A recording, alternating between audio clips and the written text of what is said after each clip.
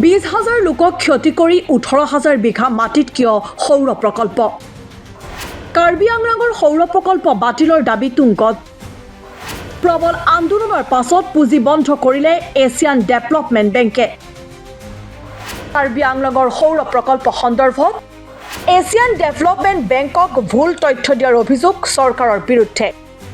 কাৰ্বি আংলঙৰ প্ৰস্তাৱিত সৌৰ প্ৰকল্প সম্পূৰ্ণ বাতিলৰ দাবীত অটল ভূমি অধিকাৰ যৌথ সংগ্ৰাম সমিতি আৰু কাৰ্বি আংলং সৌৰ শক্তি প্ৰকল্প প্ৰভাৱিত গণ অধিকাৰ কমিটি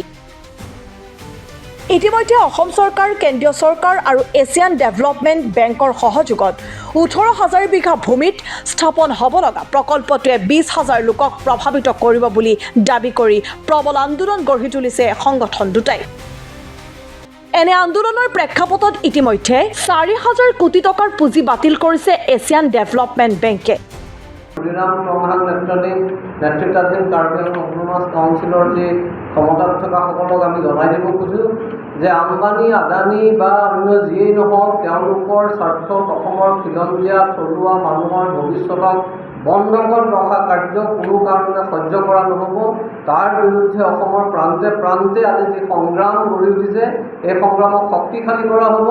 তেওঁলোকে আমি এই কথাও স্পষ্ট কৰি দিব বিচাৰিছোঁ যে আমি উন্নয়ন বিৰোধী নহয় উন্নয়ন তেওঁলোকে কৰক কিন্তু উন্নয়ন কৰাৰ নামত অসমৰ খিলঞ্জীয়া জনজাতীয় মানুহক যি ধৰণে ক্ষতিগ্ৰস্ত কৰিব বিচৰা হৈছে থলুৱা মানুহক যেনেকৈ ক্ষতিগ্ৰস্ত কৰিব বিচৰা হৈছে তেওঁলোকৰ ভূমি কাঢ়ি ল'ব বিচৰা হৈছে সেইটোৰ বিৰুদ্ধে আমি এই সংগ্ৰাম অব্যাহত ৰাখিম আৰু আজি কাৰ্বি আংলঙত ঘটি থকা এই বিজয়ে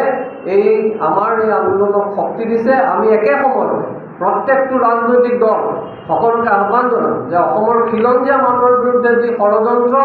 এই চৰকাৰে গঢ়ি তুলিছে তাৰ বিৰুদ্ধে সকলোৱে আহি অসমৰ মানুহৰ সাধাৰণ মানুহৰ কাষত থিয় হওক আৰু এই সংগ্ৰামক শক্তিশালী কৰক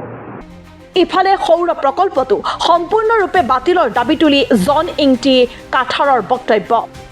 সেইটো তেওঁলোকৰ হাততেই আছে সেইটো দিবলৈ তেওঁলোকৰ ক্ষমতাত আছে সেইটো নিদি পেলাই এতিয়া সোলাৰ প্ৰজেক্ট হৈ পেলাইহে দিব বুলি এইটো আমি আশা কৰিব নোৱাৰে এইটো বিশ্বাস কৰিব নোৱাৰি সেইকাৰণে আমি সেইটো অপ'জ কৰিছোঁ সেইটো এনেই মিছা কথা এতিয়া আকৌ এমপ্লয়মেণ্ট কথাটো আনিছে এইটো এমপ্লয়মেণ্টৰ কাৰণে নহয় এইটো থ্ৰু বেকডৰ আমাৰ মাটি ল'বলৈ কাৰণেহে তেওঁলোকে কৰিছে আৰু ডেভেলপমেণ্ট বুলি কৈছে যদি ডেভেলপমেণ্ট কৰিব খোজে তেতিয়াহ'লে যে ইমান যে টকা খৰচ কৰিছে নিজৰ ঘৰ ভাঙি পেলাই আৰু 200 crores ঘৰ আকৌ বনাবলৈ 200 crore নে 2,000 crores ঘৰ বনাব সেইটো যদি ডেভেলপমেণ্ট কৰিব খোজে তেতিয়াহ'লে তেওঁৰ নিজৰ ঘৰটো ভাঙিবলৈ দৰকাৰ নাছিলে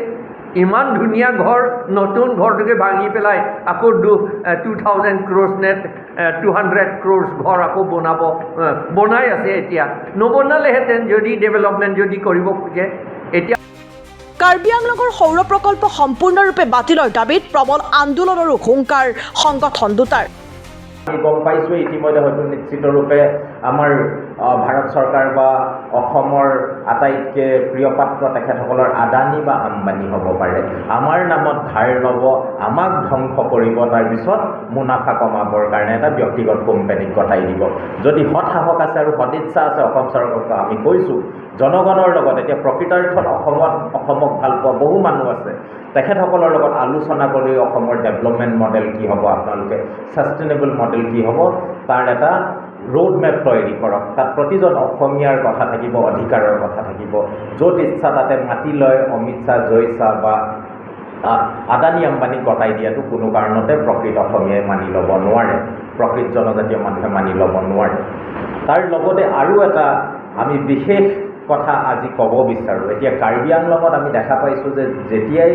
এই ঋণটো যেতিয়াই এই এছিয়ান ডেভেলপমেণ্ট বেংকৰ লোনটো তেখেতসকলে এতিয়া খাৰিজ কৰিছে যে নিদো বুলি কৈছে তাৰপিছত এতিয়া যি টকা পইচাৰে তুলিৰাম ৰংহাং ডাঙৰীয়াই হয়তো ভাবি আছিল তেখেতে 26ৰ ইলেকশ্যন তেখেতসকলে আমাৰ ভোটৰ বৈতৰণি পাৰ কৰাৰ এটা সপোন ৰচি আছিল 4,000 কোটি টকাৰে সেয়া আজি তছনছ হৈ গ'ল ভাঙি চুৰমাৰ হৈ গ'ল তেখেতসকলে এতিয়া বিপাঙত পৰিছে আৰু সেইকাৰণে তেখেতে আবুল তাবুল বকিবলৈ লৈছে